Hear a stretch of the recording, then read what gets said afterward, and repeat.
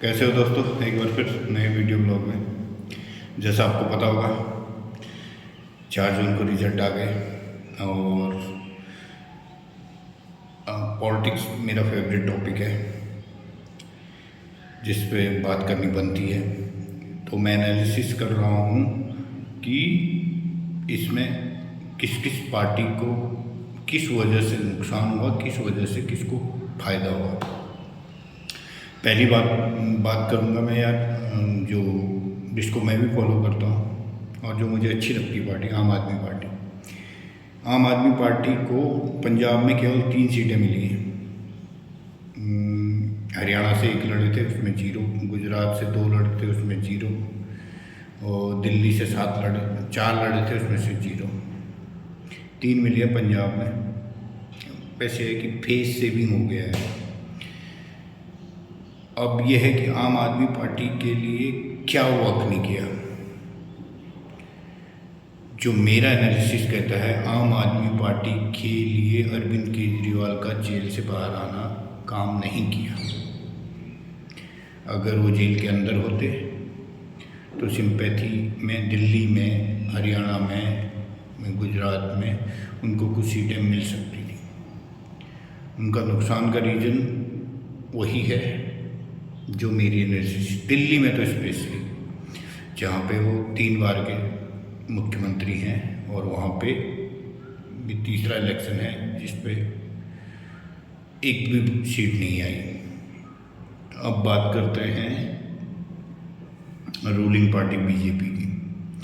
BJP को डुबाया है 4 state में, मोटा मोटा बता दूँ। यूपी, राजस्थान, महाराष्ट्र और पश्चिम बंगाल। अब बात करते हैं यूपी की। यूपी में इनके बड़े बड़े चेहरे हार गए।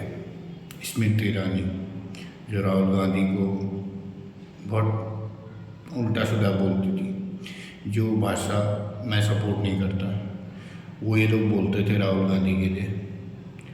ठीक है यार, जैसा भी था, वो सोशल मीडिया का क्रिएशन है। पप्पू बंदे ने बहुत मेहनत की, 10,000 किलोमीटर वो चला है। कोई भी अभी के टाइम में मैं बात करूँ, कोई भी पॉलिटिशियन दूसरा राहुल गांधी की जगह ये काम नहीं कर सकता, चाहे वो गवर्नमेंट में हो या अपोजिशन में। किसी में दम नहीं है काम करने का। उसने बहुत मेहनत की थी। स्मृति ईरानी हारी। बड़े बड़े नाम जो मैं मानता हूँ बड़े हैं, स्मृति ईरानी हारी। वो भी कम से नहीं आ रही, 1.5 लाख के आसपास से आ रही है, या कम हो सकता है, 1 लाख से तो ऊपर आ रही है। मेनका गांधी हार गई, जो भी 50-60 हज़ार से आ रही है। नहीं, आई थिंक 42-43 हज़ार से आ रही है। और यूपी में एक बड़ा चर्चित नाम है अयोध्या फैजाबाद, क्या था वो, लल्लू सिंह, जिसने थोड़ा कंट्रोवर्शियल कमेंट भी किया था। भाई, जहाँ राम मंदिर बना वहीं की सीट हार गया। अब ये यूपी क्यों हारे बीजेपी, मैं इसमें कुछ ऐड ऑन करना चाहता हूँ। बाकी तो चीज़ें हैं। एक तो क्या है कि ओवर कॉन्फिडेंस ले गया इनका। जो यूपी का बुलडोजर इनका एमपी में चला, दिल्ली में चला, हरियाणा भी मैनेज कर लिया इन्होंने, क्योंकि हरियाणा में उम्मीद थी कि क्लीन स्वीप होगा इनका। तो गुजरात में तो वही चले गए, फिर भी गुजरात में 1 सीट का नुकसान है। पहला रीज़न ओवर कॉन्फिडेंस, यूपी का बुलडोजर बाकी सब जगह चला, यूपी में स्टार्ट ही नहीं हुआ। तीसरा रीज़न, जो पहले फेज में आपने सुना होगा, राजपूतों की ने जो विरोध किया। राजपूतों वाली बेल्ट में आप उठा के देख लो, मुरादाबादी हार गए, सहारनपुरी हार गए, और जितना ही ले लो। और सबसे स्पेशल सीट में उतारो, प्रतापगढ़ की राजा भैया की सीट भी हार गए, क्योंकि बहुत इन्होंने धनंजय सिंह वाला भी शायद वो किया। धनंजय सिंह वाली सीट का मुझे नहीं पता क्या रिजल्ट रहा, तो उसमें भी मैं जो देख रहा था पीछे चल रहे थे। तो राजपूतों से पंगा, यूपी में इनको बिठा गए। और एक में स्पेशल पॉइंट, जो चौथा पॉइंट है मेरा इनका, यूपी हारने का मेरा मानना है। जो केजरीवाल भले ही जेल से आया तो उसने आम आदमी पार्टी के लिए निगेटिव चीज़ें की, क्योंकि सिंपैथी ख़त्म हो गई। लेकिन आते ही उसने बहुत सारे छर्रे मारे, कुछ मुझे लगता है कि लग गए। जो उसने मारा था कि पहली बात तो आप अमित शाह के लिए वोट मांग रहे हो और इलेक्शन के बाद योगी को हटा दिया जाएगा, जो मुझे लगता है काम किया। और केजरीवाल को खुद तो प्रॉफिट हुआ नहीं, उसने सपा और कांग्रेस को उससे बेनिफिट दिया। बाकी अब आ जाओ राजस्थान में भी एक राजपूत लॉबी है जो अपोज कर रही थी, वसुंधरा राजे वाली। मैं नहीं बोलूँगा वसुंधरा राजे अपोज कर रही थी, लेकिन ये राजपूत लॉबी उनको हटाने से नाराज़ थे। तो दूसरा, राजस्थान में भी किसान आंदोलन का असर था। तो ये हो गया। अब आओ बड़े स्टेट की बात कर रहा हूँ। वैसे हरियाणा में भी हुआ है, वो पूरा हरियाणा पंजाब में किसान आंदोलन की वजह से, और कुछ नहीं है रीजन। और हरियाणा में इनके साथ ये भी हुआ कि इन्होंने मुख्यमंत्री बदला, बड़े कारण है हरियाणा के, लेकिन मोटा मोटा ही लगा लो किसान आंदोलन हरियाणा को ले गया इनके। बहुत मैनेज करने की कोशिश की, नवीन जिंदल को ले आए कांग्रेस से, वो भी हार गया, ठीक है, लेकिन फिर भी मैनेज नहीं हो पाया। और पंजाब में पूरी कांग्रेस खरीद ली इन्होंने, सारे कांग्रेस के जो एक्सपायर फुस बम थे इन्होंने ले आए। फुस बम तो चलता कहाँ है, जो कांग्रेस में नहीं चल रहा तुम्हारे यहाँ चल जाएगा, वो भी पंजाब में। जो कि पंजाब एक ऐसा स्टेट है हर टाइम बिल्कुल अपोजिट डायरेक्शन में चलता है। सेंटर में बीजेपी की गवर्नमेंट होगी तो यहाँ कांग्रेस ले आएंगे, सेंटर में कांग्रेस की होगी तो यहाँ बीजेपी अकाली दल ले आएंगे। ये पंजाब है। अब आते हैं आपका महाराष्ट्र में क्या नुकसान किया इन्होंने? शिवसेना तोड़ी, एनसीपी तोड़ी, दोनों से सिंबल ले लिए जिन्होंने पार्टियां बनाई थी, और उनको दे दिया जो कि आप ये कह सकते हो कि जिसके कंधे पे चढ़ के आपने चलना सीखा, दुनिया सीखी, आप उसी से दगाबाजी कर गए। दोनों के हाल देख लो क्या हुआ। भाई साहब, महाराष्ट्र ने तो इनके मुंह पे तमाचा मारा है, जिसने तोड़ी और जो टूट के गए सबको अपनी औकात बता दी महाराष्ट्र में। क्योंकि ये गेम मैं आपको समझा दूँ, अब एक चीज़ नोटिस करना, यूपी से 80 सीटें आती हैं, आज तक मैं उसकी बात कर रहा हूँ जो नेटिव यूपी का है। पहले हम भी पार्ट थे, तब 84-50 सीटें हुआ करती थी, 5 सीटें हमारी, उत्तराखंड की अलग हो गई। यूपी से फुल टाइम प्राइम मिनिस्टर कभी नहीं बना है। चंद्रशेखर बना था, जो कि वो भी 9-10 महीने की सरकार थी उनकी, और मेनली तो 3-4 महीने की थी, बाकी तो ऐसे थे। और ये और भी 1-2 बने हैं, विश्वनाथ प्रताप सिंह शायद यूपी से थे, और एक वो तो फुल टाइम कोई नहीं बना। भले ही सारे लोग, चाहे गांधी फैमिली है JNK से आती है, अमेठी रायबरेली से लड़ती है, इन्होंने किया। अटल बिहारी वाजपेयी MP से आते हैं, लखनऊ से लड़े, वो बने। लेकिन नेटिव यूपी का मूल निवासी है, कभी भी 5 साल प्राइम मिनिस्टर नहीं रहा है। अब मैं ये रेफरेंस क्यों लेके आया? रेफरेंस ये लेके आया कि अब आप जब से आज़ादी के बाद से गुजरात और मुंबई का दिल्ली पे असर रहा है, चाहे किसी की भी गवर्नमेंट हो। अटल बिहारी के टाइम पे प्रमोद महाजन हुआ करते थे मुंबई के, ठीक है।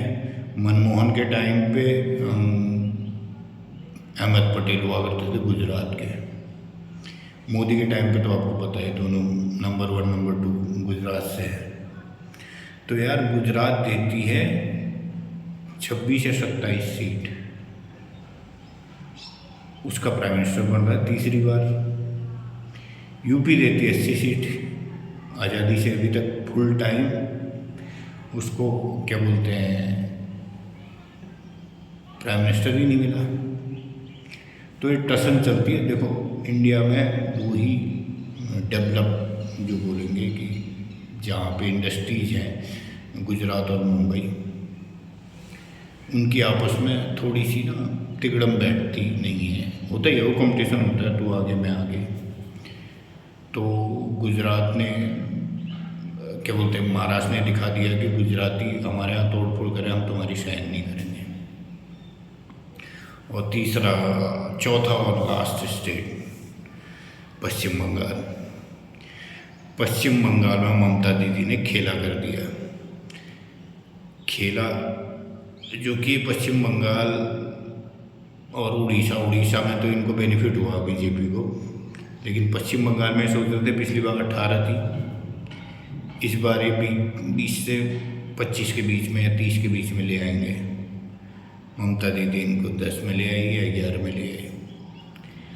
ममता दीदी नीचे के सीट के ले आई। तो ये वो स्टेट हैं। और जो ओवरऑल मैं बोलूँ कि ये स्टेट भूल जाओ, लॉसेज तो आ जाएगा। बिहार में भी लॉसेज हैं इनके और स्टेटों में भी है। एक चीज़ का नाम सुना होगा, जब भी कोई पार्टी ना कंटिन्यू 1-2 साल 1-2 टर्म 2-3 टर्म करते हैं तो उसके स्पोक्समैनों की ना लैंग्वेज सुन लेना। जो आज के डेट में बीजेपी के जितने भी स्पोक्स पर्सन हैं उनकी लैंग्वेज एरोगेंस आ जाता है, घमंड झलकता है बिल्कुल। अब तुम क्या कर लोगे, जो करेंगे हम करेंगे। तो ये चीज़ें मेनली इनके हार, इनके नीचे हार तो नहीं बोलूँगा, नीचे आने का कारण अब ये है कि भाई पूर्ण बहुमत में हो नहीं। आपने पूर्ण बहुमत की बहुत सरकारें गुजरात में भी चलाई, दिल्ली में भी चलाई,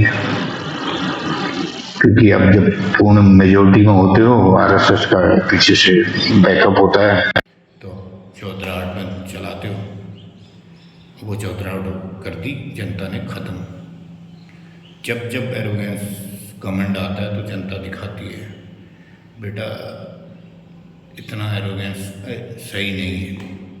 अब क्या होगा बोला, एक तो जो भी कोलिशन पार्टनर हैं उनकी सुननी पड़ेगी। हर उटपटांग टॉपिक पे आप ना बवाल नहीं कर सकते। ऊपर से जो डरी सरी संस्थाएँ थीं, चाहे वो कोई भी ले लो, ईडी नहीं छोड़ पाएंगे किसी के पीछे, जैसे छोड़ते थे। पूरी आम आदमी पार्टी की टॉप लीडरशिप आपने अंदर कर दी।